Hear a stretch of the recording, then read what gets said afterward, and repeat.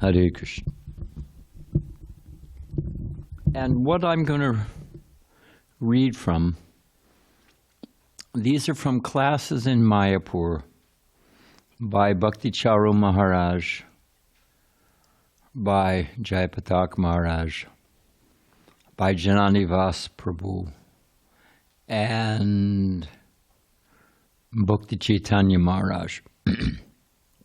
So that is a sterling string of sources. Oh, thank you very much. Hare Krishna. Thank you, Prabhu. And we usually hear about Srila Bhaktisiddhanta Sarasvati Thakur. He was known as Nrsinga Guru, Lion Guru. And impersonalists and speculators and so many things would cross the street when they saw him coming. Sometimes he would even accost them. Why are you cheating the people?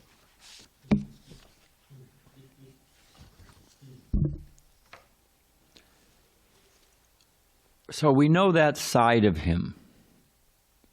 In fact, there was a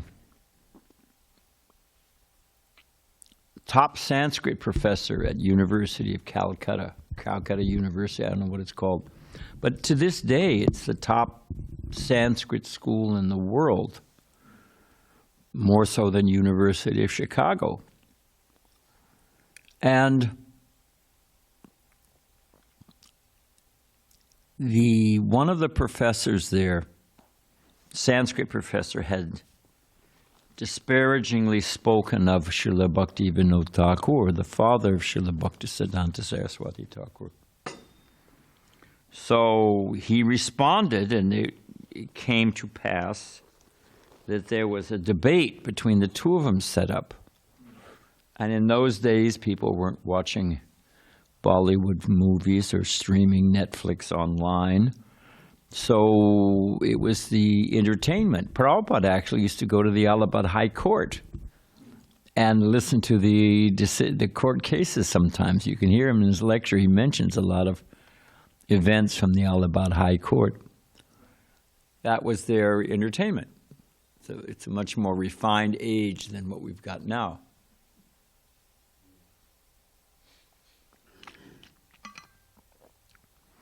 So that top Sanskrit professor, speaking disparagingly of Vaishnavas and Srila Bhaktivinoda Thakur, was challenged to a debate, and the literati of Calcutta showed up, and it was a big event.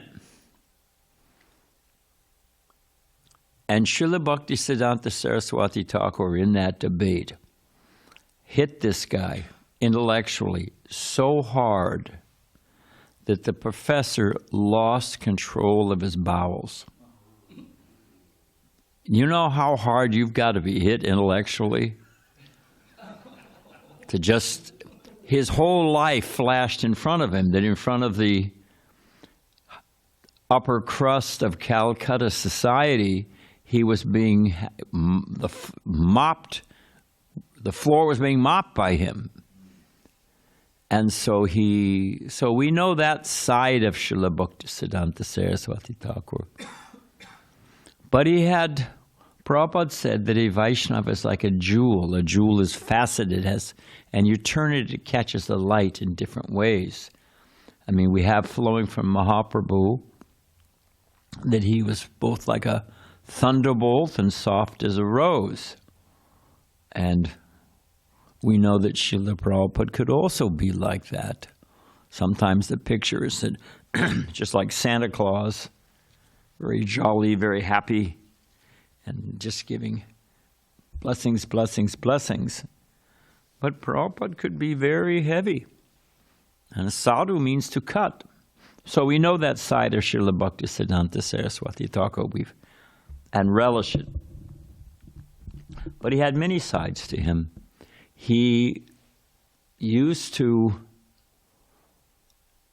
at night when the brahmacharis would all go to sleep, he would sometimes go around and check that they were covered by their blankets. He would tuck in their mosquito nets around them.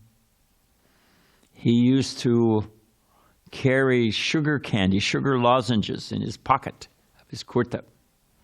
And he would give it to the children, the Muslim children, because there were Mayapuris, it was in those days, mostly Muslim. And so he was very popular. So much so that when he went to expand the Yog Pit, the birth site of Sri Chaitanya Mahaprabhu, and build that nice temple and expand and make that the center of his Gaudiya Math, the Muslim farmers donated the land. Now, for them to donate, to a kafir, what do they call it? Is that what they say? Infidels, to donate the land to a Hindu temple, that just doesn't happen, And it worked both ways. The Hindus don't donate to a mosque, but he was so well respected, revered, that they donated the land. So that gives you a little something about the other side of him, other sides. So we'll sail into this because we have a lot to read.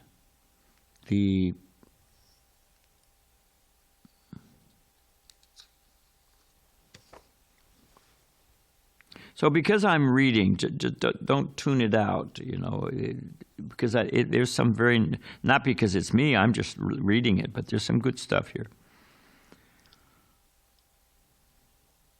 So his name was Bimala Prasad before he took initiation. And Bimala Prasad, what is that? They're living in Puri. He appeared in Puri. So why wasn't he called Jagannath Prasadam or something like that? Well, here's the reason. Coming from, anyway, Srila Bhaktivinoda Thakur explained why he named his son this.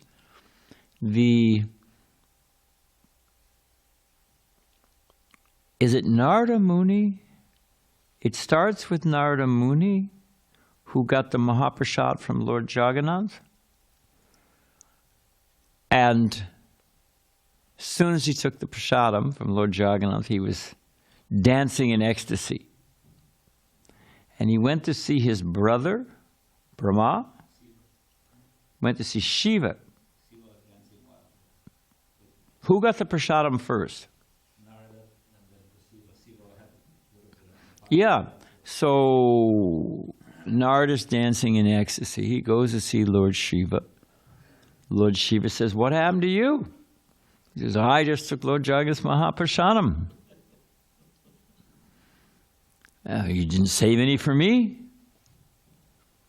So he managed to have a little bit left. So he gave that to Lord Brahma. Then Lord Shiva came. Or Brahma went to see Shiva. I don't know exactly how the encounter went. And he was dancing in ecstasy. So Lord Shiva asked Brahma, "What happened?" He said, "I just got some Mahaprasada from Narada Muni." So Shiva said, "Did you save some for me?" He said, "No, I did. I only got a little bit." But there was a little bit under his fingernail. From when he took so he gave that to Lord Shiva, and Lord Shiva's dancing in ecstasy. So Lord Shiva's wife, Parvati, said, "What happened to you?" He said, "Oh, I got a pinch of Lord Jagannath's Mahaprasadam." She said, "I'm your wife. I'm your better half. You didn't save any for me." He said, "Well, what to do? It was just a little bit under the... What can I do?" So she was upset. Parvati can be a little fiery. So she was upset. She performed great austerities and finally got the darshan of Lord Vishnu, Lord Narayan. "What do you want?" She said, "I want that your prasadam at Jagannath comes to me first, So she has a deity there of Parvati, Durga, and Lord Shiva's wife. And she, when the prasad comes off the altar from Lord Jagannath, she gets it first. So she's a distributor of Lord Jagannath's mercy. So Srila Bhaktivinoda Thakur named his son Bimala Prasad because he would distribute the mercy of Lord Jagannath. We know that when he came out of his mother's womb, he had the umbilical cord wrapped like a Brahman thread. But when that was removed, that mark stayed on his body for the rest of his life. He had that mark of a, Prabhupada said he was the born Brahmin, a genuinely born Brahmin, because he had that Brahman thread. So, let's see. Oh, and here's how it happened. That Lord Jagannath appeared to Srila Bhaktivinoda Thakur in a dream. And Lord Jagannath spoke to Bhaktivinoda Thakur. And Lord Jagannath said, I didn't bring you here just to do legal work. Srila Bhaktivinoda Thakur was the district magistrate, which was the highest office that a Indian national could hold in the British Raj. So he was very highly positioned. And that's another time. But Srila Bhaktivinoda Thakur said, so Jagannath said, I didn't bring you just for legal work and to manage, you know. If you were the district magistrate in Puri, you also oversaw the Jagannath temple. I mean, the Jagannath temple is a huge operation.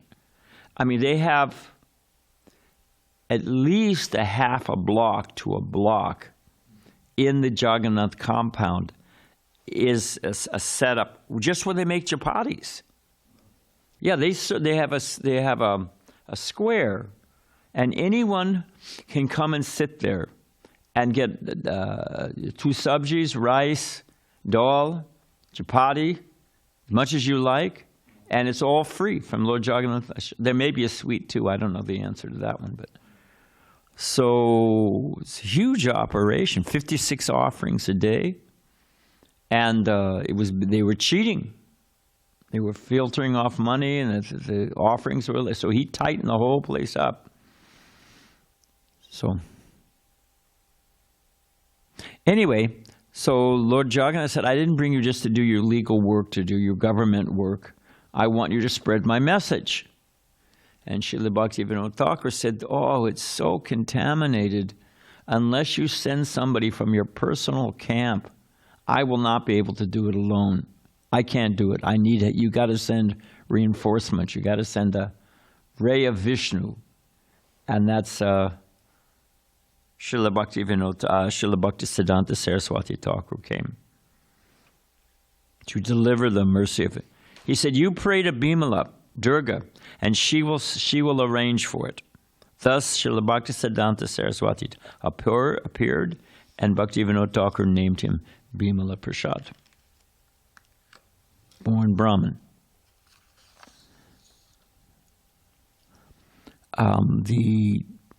We all know this pastime, but I didn't know the details of it.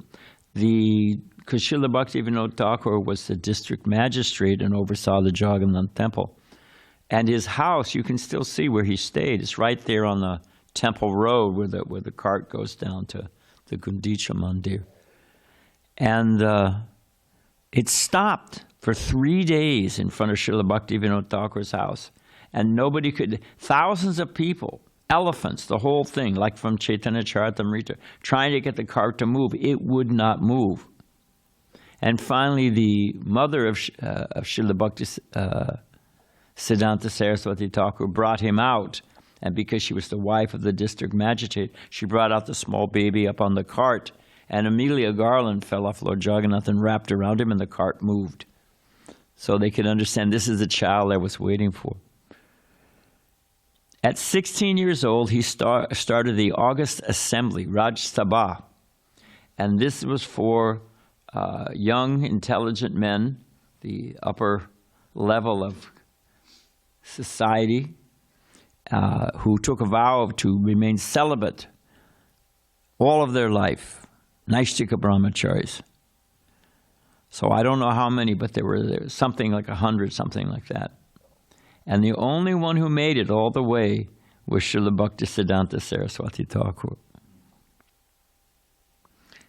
That we read about the Sanskrit. Oh, he graduated from the top Sanskrit school to Western Standard, but he quit before he got his degree. Anyone know why? I know you know. Anyone know why? Why? Well, he didn't want to get married and get involved, so his prestige would go up and everything. Yeah, as soon as he would be a top candidate, all the young ladies would think, oh. And he was very handsome, tall. He was, I forget exactly, he was 6 foot plus. He's very tall.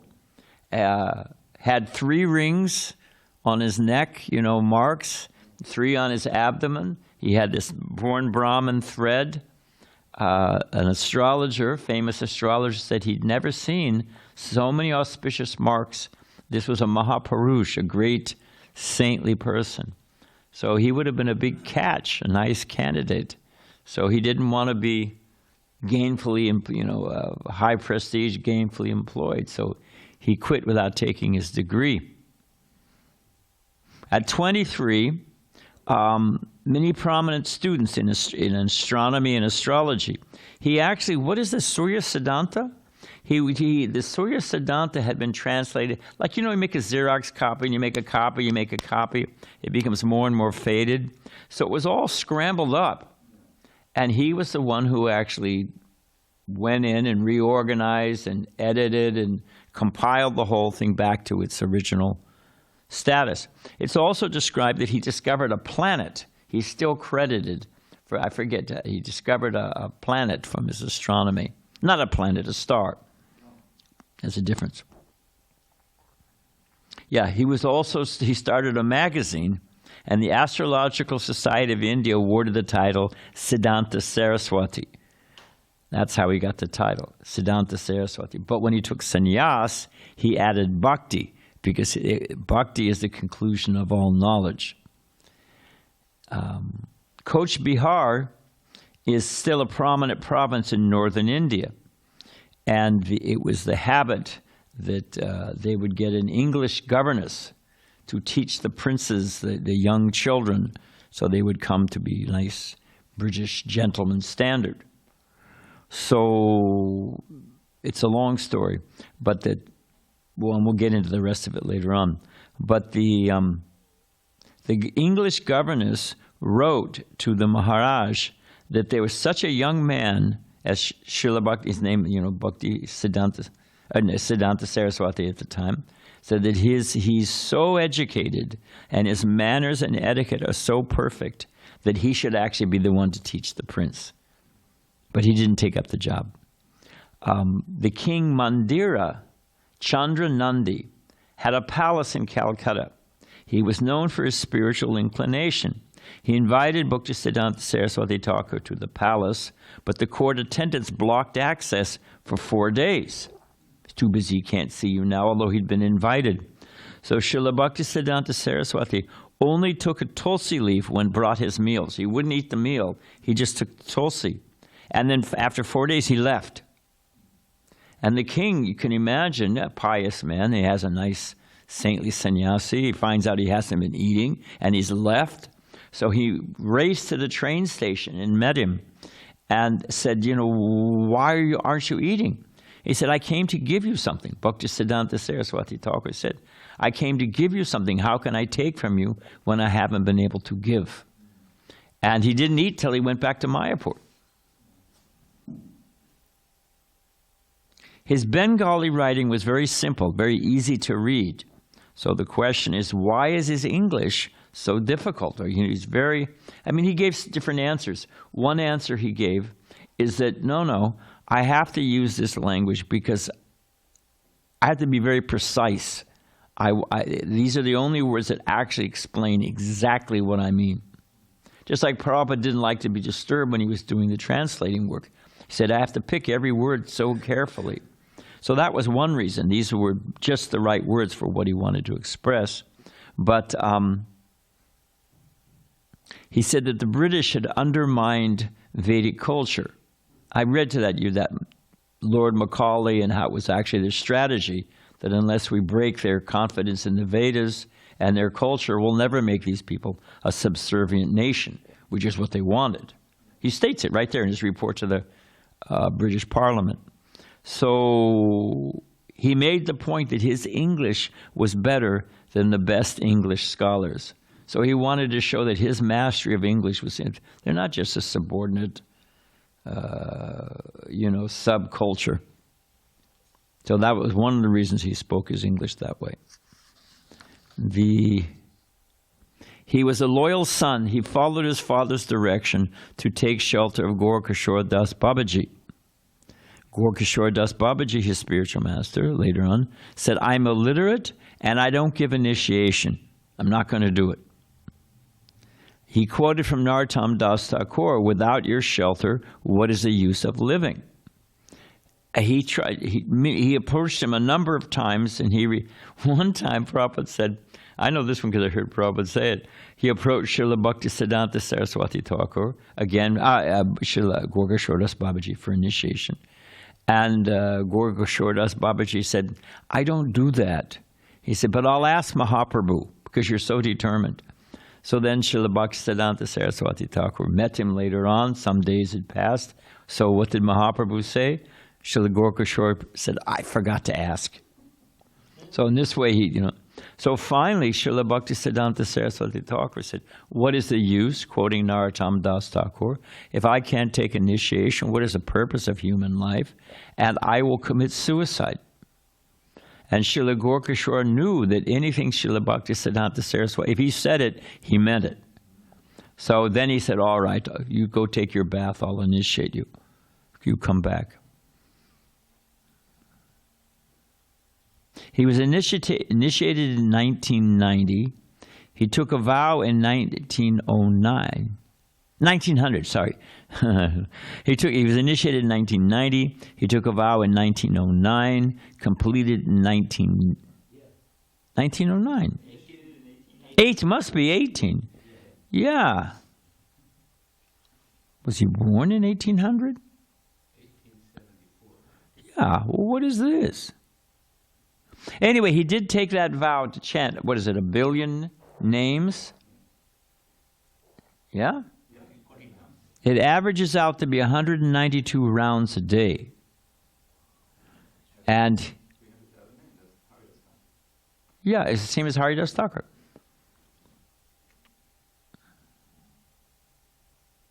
He was only preaching from 1920 to 1936. Only 16 years, and he started 63 temples. It says here later on, but I'll mention it. They used to have a train. He actually had 2 trains, the Gaudiya Math. They would crisscross India. And they had it set up that when the train would pull in, even if it only had like an hour stop, hour and a half, they would take out displays, a Vyasasan, full prasadam. They would cook a whole feast, put on a whole pandal program for an hour and a half, everybody on this, and then they'd pack it up and go to the next station. He even had a steamship that was stopping at different ports and putting on, they had rides, it was like a carnival, it was like the World's Fair. It had all kinds of displays just to get people to come in. And then they had all the dioramas of all the different, philosophy, like we have our Fate Museum. That's where Prabhupada got the encouragement to do Fate. Did that say 1923? We'll sort out the dates later on. So, now this is from Jananivas. Oh, this I said before, but I'll just say it again. He invited the governor of Bengal, Sir John Anderson. He invited the governor of Bengal to come to Mayapur for the Gaur Purnim. Now, the governor of Bengal was right under the Viceroy of India. It was the second most important person in India. Extremely powerful. Their capital was in Calcutta. And it just gives you an idea of the influence of Srila Bhaktisiddhanta Saraswati Thakur, that he actually came. Now, the thing is, he got criticism. There's a lot of criticism. We'll talk about it later on. They actually tried to kill him because he gave initiation to non-Brahmins who were not born in Brahmin families. And they said, you're ruining...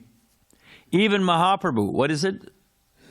Who was it who said that the Hare Krishna mantra is actually listed in Shastra as Hare Rama, Rama Rama, Hare Hare, Hare Krishna, Krishna Krishna, Hare Hare. We chant it the other way around. So, because non-Brahmins can't chant Vedic mantras. No, it's not Vedic mantra. It's switched. All right then. Then others would say you can't become purified unless you chant Vedic mantra. Say, no, we're chanting Vedic mantra. So, what was I going to say? Anyway, it'll come back to me.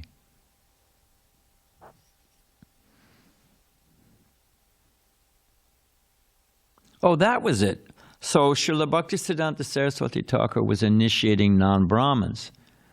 And he was also saying, just as Haridas Thakur, that you don't need... Who was it? Subhuti Khan was the one who was splashed with water by a Muslim and told they had to drink boiling ghee to become purified? Anyway, there was someone in Chaitan Mangal or something like that. Huh? Yeah, maybe. Not quite sure about that. But anyway, you have to drink boiling ghee, and and there were all so many different things you have to do. Mahaprabhu said, no, you just chant the holy name, take shelter of Krishna. So all these big juggas, because they make money. You perform they get a nice cloth and get a cow maybe. We get, so many different things. So it was their business. And he's cutting into their business. You don't have to do all these big sanskars. The Maha Mantras that chant the holy name. And even a non-Brahmin, so-called, guna karma, never says janma. So they actually tried to kill him. They hired a local police officer to arrange. And the police officer came and told Srila Bhaktisiddhanta, be careful, they're trying to kill you. He said, ordinarily we do these things, but for a sadhu, no. So he came and revealed the plot. And when they would go to the temples, they would lock up the temples. And when they went through Navadvip, the people went on the roof, these, dacoits hired by these caste-conscious Brahmins, and they would throw bricks on the Harinam party. And at one time, they actually tried to kill him, and he escaped. One of his disciples put on saffron cloth. He put on his sannyas clothing, and then and gave his household dress to Srila Bhaktisiddhanta Saraswati Thakur, and that's how he escaped. Actually, the same thing happened when the Muslims attacked Mayapur, and Bhavananda said, "I am Bhaktivedanta," and they captured him and took him to jail and like that. So he was a big threat to them, unfazed. So back to this, Srila Prabhupada said that Srila Bhaktisiddhanta Saraswati Thakur was one of the most dedicated servants of the Dham. That was one of the missions. In fact, he was preaching in Orissa, and there was some big,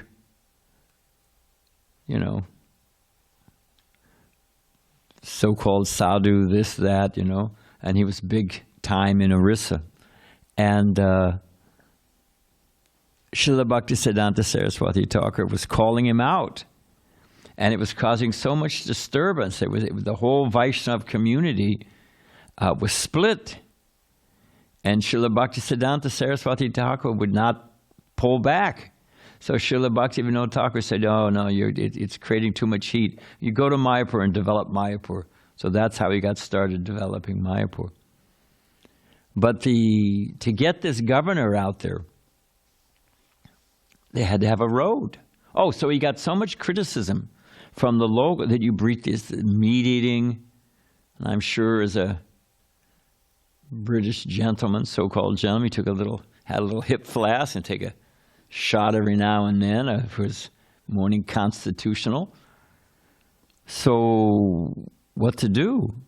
He was criticized that you brought this malecha out here and you're making the head of the Gorpanim festival, and he's a guest speaker. You become completely contaminated. You're a materialist. Yeah. He was one of the few people to first own a car in Mayapur and to wear sewn clothing. Yeah, because how are you going to travel? How are you going to travel around all over India unless you have a car? So in those days, sannyasis just wore non-sewn cloth, loom cloth, and walked. So anyway, he was criticized. So whatever, he ignored the whole thing. The governor came out. But to get the governor out there, the British Army had to improve the road. All it was a rutted ox cart to get out there. So to get him out there and his entourage and the newspaper people. You know what the topic of his lecture was? Here's the head of the British Raj, the second in charge of the British Raj, Governor of Bengal. It's a big public lecture. All India radios there. You can see the picture. They got the old, with the coils, it's all India radio. You know what his lecture was? Title? Western civilization must be crushed. That was his lecture, All glories to Srila Bhaktisiddhanta. So, after the governor came, went, they gave him a garland, this and that, and off the guy went. And then all this criticism, he said the governor was scratch. I couldn't have cared less for the governor. I wanted the road because he wanted his service as the Dham. People couldn't get out to Mayapur, and they got a first class road. The governor came and went, but the road stayed. So, Yes, towards the end there, it's called Bhaktisiddhanta Marg. So this is, Prabhupada says how, anyway, because I want to keep going here. The astrologer said, I've never seen a personality with all 32 markings of auspiciousness. This child will be a uniquely powerful individual. Given the grain ceremony, the same day the garland fell from the Jagannath deity in Japuri, the child immediately grabbed the Bhagavatam. They gave him a choice of, some weapons and some coins and some gardening tools and whatever. So what is the inclination? What varna is the child going to be inclined to? And Srila Bhaktisiddhanta immediately went and grabbed the Bhagavatam. We know that he ate an unoffered mango. And how old? It says his age. He was not very old, I think. Yes, so in this narration, it's 3 or 4 years old. But you get the idea, just a very young child. Took a mango, unoffered. And his father, training the boy, said, oh, this is not good. This is offered. It hasn't been offered yet. You're taking it from the deity room. So he vowed that he would never eat mango again.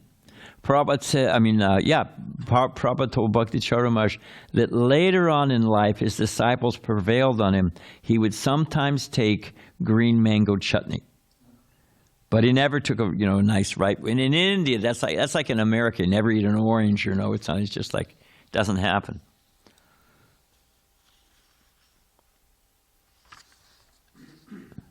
In school, he never did his homework. Instead, he would read the songs of Narottam Das Thakur, but he always got the top marks. He memorized the Gita at 7 years old. Not only could he recite, but he could explain each and every verse. 7 years old. He sat in rapt attention whenever his father, Srila Bhaktivinoda Thakur, would speak. His father gave him a full set of Tulsi Japa at 7. He chanted every day and kept those chanting beads throughout his whole life. At 7 years old, he began worshiping a Shalagram Shila given to him and supervised by his father. He entered Sanskrit school at 19 in Calcutta, memorized the grammar in 6 months, some other major points in 7 days. The school was somewhat on the Mayavad side. The teacher said, "Don't go so fast. If you're very careful, you'll obtain liberation." Srila Bhaktisiddhanta Sarasvati Thakur at that time said, "From this day forward, I reject you. My goal is not to obtain liberation or master grammar. My goal is to obtain pure Krishna prem." He challenged the teachers and the headmaster to a debate, defeated them in public, and left that Sanskrit school. That we read.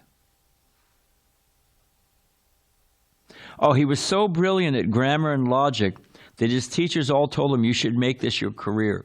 He said, "No, I'm studying these things only so that I can properly spread the mission of Lord Chaitanya." Prabhupada says that there was this time there when Srila Bhaktisiddhanta Saraswati Thakur absorbed himself in reading, as a student, in reading impersonal philosophy.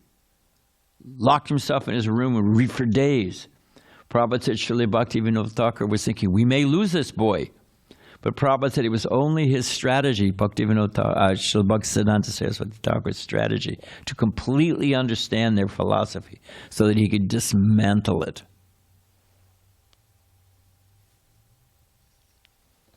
What's the time? Oh, we got to hurry.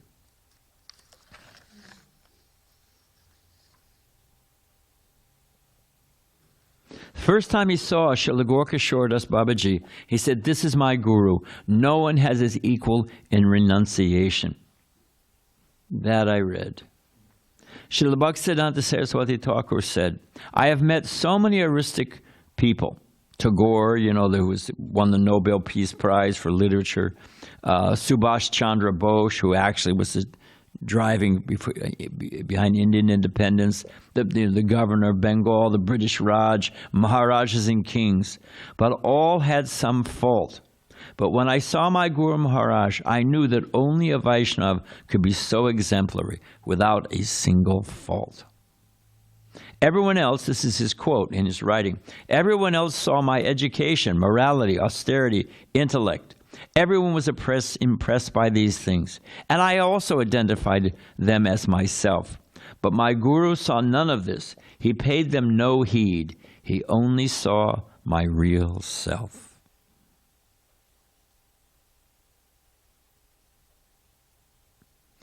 Oh, we mentioned that there was a what's the difference between what's superior, a Brahman or a Vaishnava? This was the theme of a debate, and Srila Bhaktivinoda Thakur was the keynote speaker. However, he fell ill and he was a young man, I don't know how old, but obviously in his late teens, something like that. And he spoke so profoundly that Vaishnavas, all the glories of a Brahman, but how a Vaishnava automatically has all these qualities and excels. Has pure devotional service, the goal of human life. There was such an uproar of appreciation that everyone wanted to touch his feet. The local police had to rush him into a house and lock the doors. They were mobbed to touch his feet. You can imagine in India, that's the kind of thing that happens. So he wouldn't let anyone touch his feet. He wouldn't let them do it. And the crowd was becoming riotous. Especially Bengal, you can imagine. They became riotous. So what was the solution? So he said, get a tub of water. So they brought a tub of water. He put in his feet in it. And then in the water, that way they weren't touching his feet directly. And they threw the water over the crowd. And he did that with several buckets, and the crowd was pacified. So it gives you an idea of his influence. That one we read, but just this is how it's described. There was another big scholar, I think his name is Ramchandra Pandit, but he was Asampradaya. Bhaktisiddhanta Saraswati Thakur was smashing him all the time. Practically all of Orissa had split into two camps, and it was about to blow. So Srila Bhaktivinoda Thakur said to Srila Bhaktisiddhanta Saraswati Thakur, better you go and develop Mayapur. When he took that, this is how he observed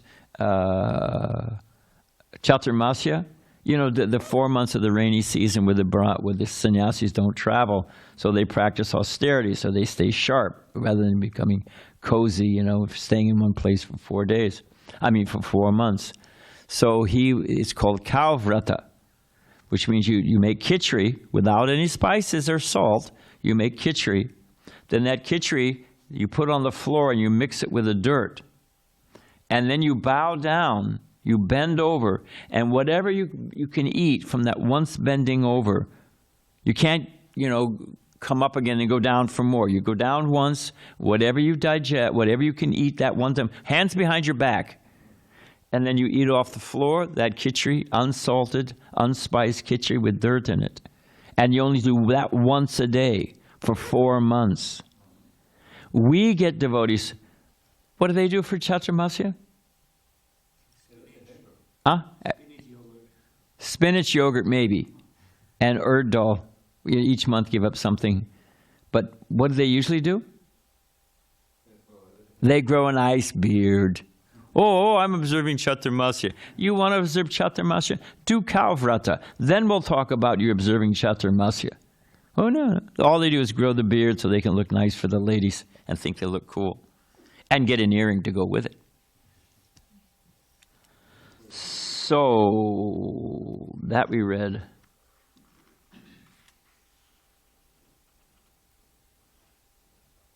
Oh, this is blissful. The first disciple was a son of a big judge. He had a sanskara from a Sahajiya guru.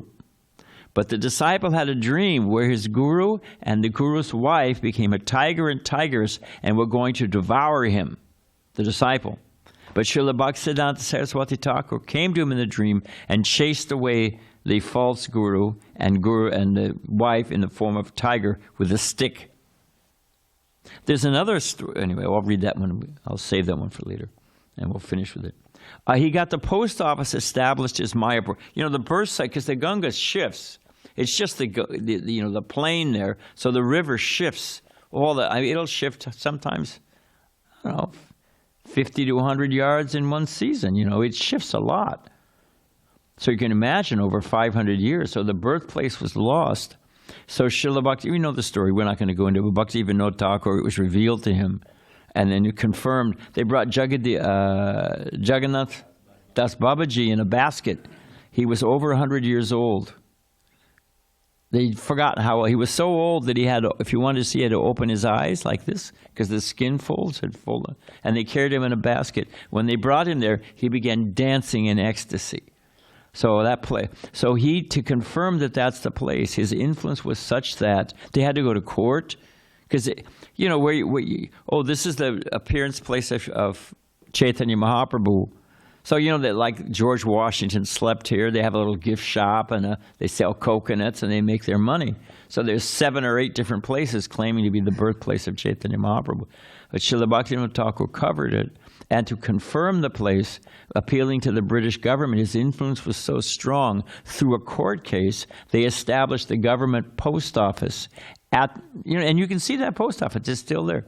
And it's called Mayapur. So that has put Mayapur literally on the map as the official birthplace. Sometimes he would walk on the road early in the morning, walking on that Bhaktisiddhanta Marg, the one that they put in for the British governor.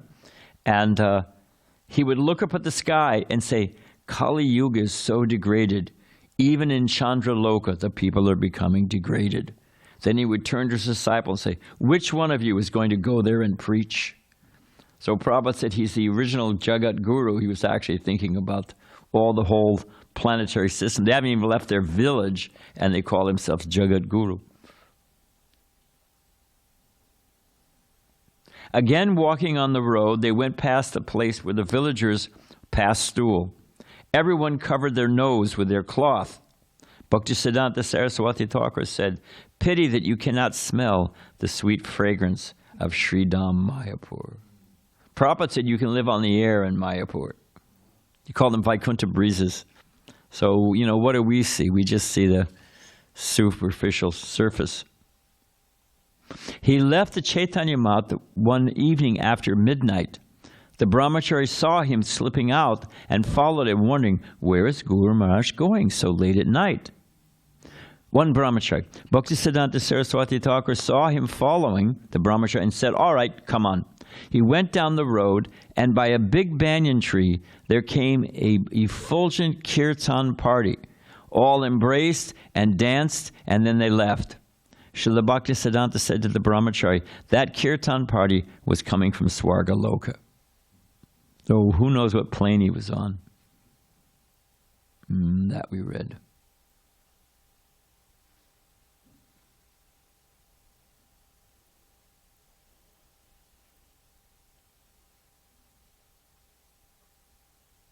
Okay. At the end of his 10-year vrata at Yogpit, that's when he chanted 1 billion names, he saw the whole Panchatattva coming on Harinam, all the previous acharyas and the 6 Goswamis. They said, now give up this austerity and go and preach. We are behind you. We will supply whatever you need. We have unlimited men, money, understanding, knowledge, whatever you need. Don't worry. We will supply whatever you need. Just go and preach. And the same thing, Rupa Goswami appeared to Srila Prabhupada at Radha Damodar and said, you just write these books, we'll do everything else. Write these books, go to the West, we'll do everything else.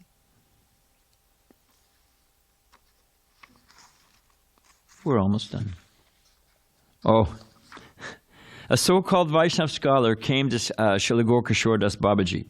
I want to surrender to you because Srila Bhaktisiddhanta Saraswati Thakur is too much into rules and regulations, and you are on the level of spontaneous devotion. Srila Gaurkishore Das Babaji told him, if you criticize Bhaktisiddhanta Saraswati Thakur, you will never be able to understand pure devotional service. Sure enough, the man fell down, became a coconut oil merchant, and used to seduce women, showing them how to massage with his oil. He initiated something like 30,000 disciples. That we've already read. Oh, there were 3 or 4 bullock carts each week carrying letters inquiring about the Gaudiya Math.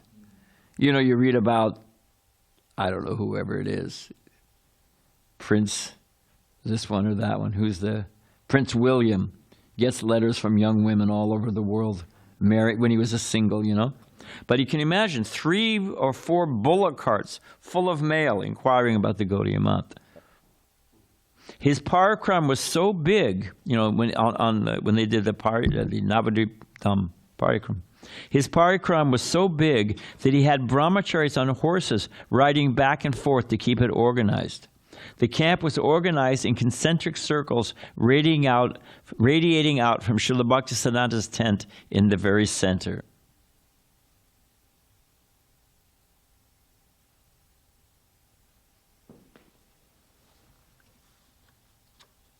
Srila Bhaktisiddhanta Saraswati Thakur was traveling and preaching all over India, sometimes filling several train cars or even a full train.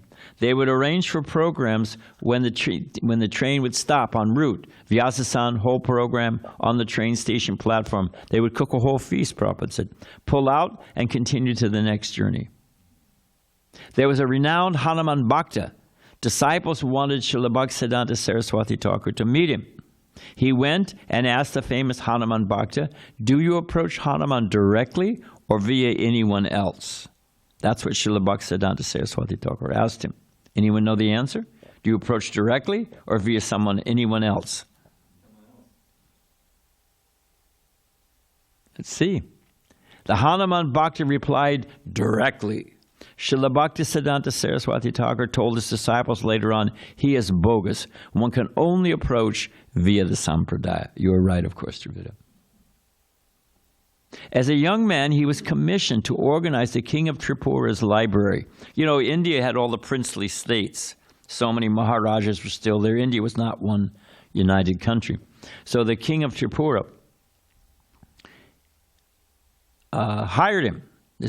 He went on to, before he took sannyas and all that, he went on to straighten out his staff and administration. They were corrupt and inept. The king was so grateful and impressed, he said, "Your preaching mission is too important. Better you spend your time on that. I will supply a lifetime pension." He actually supplied a lifetime pension, and Srila Bhaktisiddhanta Saraswati Thakur took it until he took sannyas.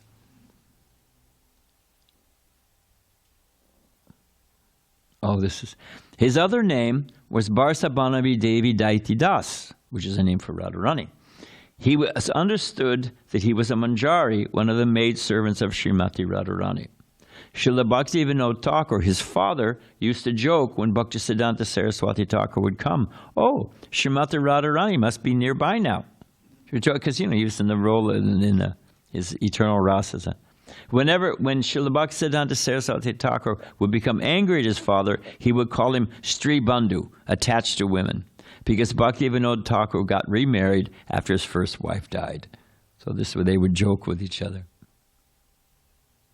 And let's see, we'll read this and we can end. I did want to say one other thing. Okay. What's up with this? Okay. He installed the original deities for the Gaudiya Math are there at Srila Bhaktisiddhanta Saraswati Thakur's Samadhi at the Chaitanya Math headquarters. And they're beautiful. And their name was Gandharvika Giridhari, which is a name for Radha and Krishna. Gandharvika means Radharani, the best of singers, and Giridhari, lifting Govardhan Hill. So, installed Sri Sri Gandharvika Giridhari at Chaitanya Math. They were the first installed marble deities for the Gaudiya Math. They were Srila Bhaktisiddhanta Saraswati Thakur's favorite. When he went to Jaipur to order the deities, the first shop they went into, the Murtiwala said, "Oh, you've come for Radha Krishna deities. Here they are." First shop he walked into, the Murtiwala says, "Oh, you've come for Radha Krishna. Here they are." Bhaktisiddhanta Saraswati Thakur replied, "How do you know what we're looking for Radha Krishna deities? And how do you know that these are the ones?" The Murtiwala replied, "I had a dream last night that these deities spoke to me. They said, 'Tomorrow a Mahapurush, a great soul, will come into your shop and ask for Radha Krishna deities. We want to take seva from him, so give us to him.' I can tell," so the Murtiwala said, "I can tell that you are that saintly personality. Please take them for free." And he donated the deities. So that's where Gandharvika Giridhari came from. What I wanted to say was, when Srila Bhaktisiddhanta Saraswati Thakur met Srila Prabhupada, I think he only met it 5 or 6 times, something like that. Not that much. And when they met at Radhakund, is described in the Upadeshamrita, the topmost dham, the intimate conjugal pastimes of Radha and Krishna. You can go there today, along with selling you inflated tulsi bead price, not even made out of neem and not tulsi. They'll also tell you your siddhadeya, who you are in the spiritual world. Yeah. So they say. So what did they, and we'll tell you so many things. In ISKCON, it's the blue collar wing of the Gaudiya Vaishnavas, You'll learn how to work hard, basically karma yoga, but you won't get higher ras. What did Srila Bhaktisiddhanta Saraswati Thakur say to Srila Prabhupada when they met at Radhakund, this most intimate and elevated place? If you ever, he said, we spent all this money on this marble temple. We were happy in Ultadanga. It was a simple place. We were power. Now we've got this big marble palace. Somebody, a big businessman, somebody Babu, remember? I forget his name. And now you're all fighting over who will have which room and this and that. And so he told Prabhupada, if you ever he said, I take the marble out of this building and I sell it and print books. If you ever get money, print books. So we should think about that. We should think that what did they talk about? If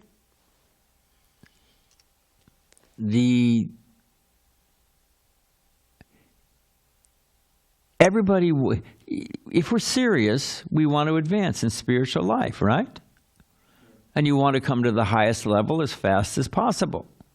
That's common sense. This material world's a dangerous place. Padam padam yadvi padam, natesham.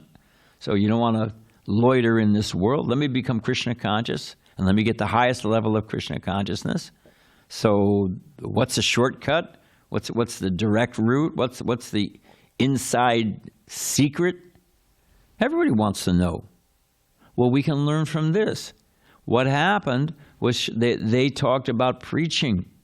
Prabhupada says, what is it with one-pointed intelligence? The purport of Yasya Prasad Bhagavad Prasado. What is that lifeline? What is the lifeline for advancement in spiritual life? What is that intimate secret? What is that fast track? Wouldn't we want to know? What do you think? It's the order of the spiritual master. That is the secret. And what is the order of the spiritual master? The key, essence, there may be details, but it's to spread the mission. Srila Bhaktisiddhanta Sarasvati Thakura told Prabhupada in the most intimate of places, if you ever get money, print books. Spread the message of Sri Chaitanya Mahaprabhu. Prabhupada says Vyavasyatmaka Buddhir, that one-pointed fixed intelligence, means what? To fix one's mind on carrying out the order of the spiritual master. So, dedication to carrying out, spreading the mission of Sri Chaitanya Mahaprabhu. There will be obstacles. There will be difficulties. Prabhupada said, spiritual movement in the material world, difficult proposal. It's not easy. When it's if I run into difficulty in my service, should I change my service? Should I try to palm it off on somebody else? Should it be a gypsy who wanders from temple to temple? Oh, I like this place. Oh, I like that place. Oh, in the summertime I go here, and in the wintertime I go there. Okay, you can skim on the surface and enjoy Krishna consciousness, which means if you've got the right conditions in the right place, and the temple president doesn't get heavy with you and ask you to do anything, and if he asks you to do something you don't want to do, you just leave. Go to another temple. They got nice prasadam over there. Will you advance in spiritual life? Will you get the mercy of Krishna? Not according to Srila Bhaktisiddhanta Saraswati Thakura, not according to Prabhupada. The way you'll get free from all the material conditioning and anxieties and come to pure... Prabhupada wrote me personally. You chant 16 rounds, you follow the four regular principles, you serve yourself, engage yourself in serving the Vaishnavas, and very soon you will come to the point being pleased, simply knowing Krishna is pleased. That's the actual happiness of a Vaishnava, and genuine happiness. Hey, I'm doing some service that pleases Krishna. That becomes our happiness, not the conditions and the place and all that stuff. So if you want it, what is that fast track? What is that secret? It is to take up spreading Krishna consciousness. And armed with yoga, stand and fight. Just we see Srila Bhaktisiddhanta Saraswati Thakura, we see Srila Prabhupada. He took the order of his spiritual master. Prabhupada, we all know the story. It was not easy. What was Prabhupada's first impression of New York City? Skyscraper, Statue of Liberty. Yeah, a particular feature of that horrible place. It smelled like dog stool. He was not impressed. It's not easy.